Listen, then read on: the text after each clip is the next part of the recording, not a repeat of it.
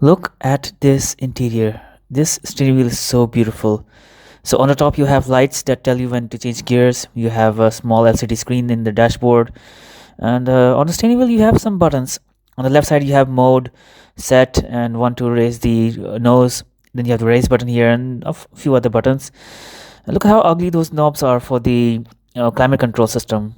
So it's a very minimalistic interior, and here you have this entertainment system plus some other buttons and switches. These are all aftermarket. You won't find them in the stock model of this car. So what exactly is this Ferrari? Well, I'll show you in a minute. So if you look at the interior, it's pretty much carbon fiber and a little bit of leather only on the seats. And yeah, when you open the door, part of the roof also opens up, and so the door is very, very large and it opens upwards, which looks amazing. So let me just step outside and show you what exactly the interior looks like. So overall you can see the interior, it's pretty much red and black. And yeah, there are some things on this car which you will not find on the stock car. So this is actually a Ferrari Enzo, and it's named after Ferrari's founder.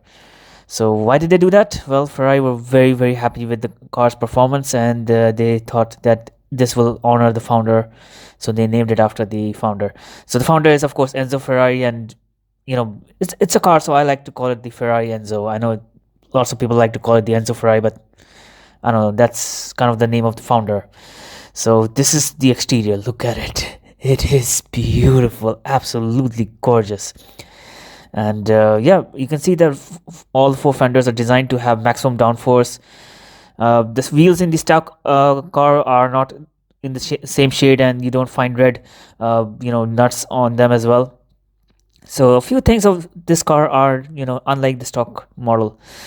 And it's parked in a very awkward position, so it's very hard for me to show you the car in very good angles. So let's see here. You see how flat the rear end is and how flat the fenders are. Those are of course designed for maximum airflow and to create downforce for all four wheels. So let me just show you the front, but before that let me show you the rear. So if you look at the taillights, they're also designed to just channel air over the body. Here you have the spoiler. It's bare carbon fiber, has the Enzo Ferrari signature on it. So that's something you will not find on the stock car. Here's the engine, a 6-liter V12 that makes 660 horsepower. Not too much for a car of its type. You see, this car came out in 2002, so this was the most powerful and one of the fastest cars of its time. Top speed was around 220 miles per hour, 0 to 60 time around 3 seconds. So yeah, it's pretty cool. And of course the car also had adjustable diffuser to control how much air should flow at what time. And yeah, this thing is a piece of art. I know the interior was a little underwhelming, but that's because Ferrari didn't focus on the interior. They focused mostly on the exterior, where all the aerodynamic happens. So yes, look at it. It is absolutely beautiful. I love this car so much. I cannot believe I got a chance to sit in it. And if you compare it to, say, a modern Ferrari like this SF90 Stradale, it looks much, much better than that. I like the Stradale, but the Enzo is still the Enzo. So you see the big nose there. That's all designed for aerodynamics,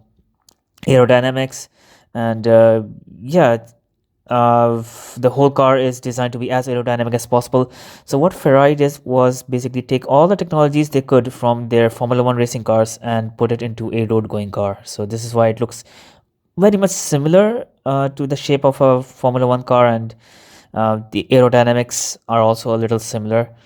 So what happens is basically it has very big air intakes here underneath the nose and on the sides as well. So they're there to channel air through the body. And what happens exactly is basically the air goes into the front, and then you have fans here that just throw the air out through this basically a vent in the nose. So as the air goes out, it creates downforce and improves the handling, it improves the aerodynamics of the car as well.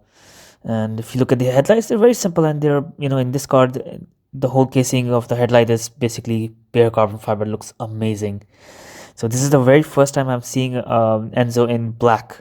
I've seen it in red, I've seen it in yellow, and yeah, that's it. Those are the two most common colors I've seen. And This car here is for 14 million dirhams, which is not a lot, which is actually a little less than what I had expected it to be. Only 399 of these cars have ever been made. So yes, I just had to come and see it in black. It just looks absolutely amazing. And yeah, back when it was new, it was much more expensive. Now here in this showroom, they also have a Lamborghini Veneno Roadster. Sorry, a Centenary Roadster just behind it. And this is limited to just 20 units in the whole world. And behind that is a McLaren Elva, limited to just 149 units only. Now next here is a Lamborghini Veneno. Yeah, this is a Veneno Roadster, and it's limited to just 9 units in the whole world. So what exactly is a Veneno Roadster?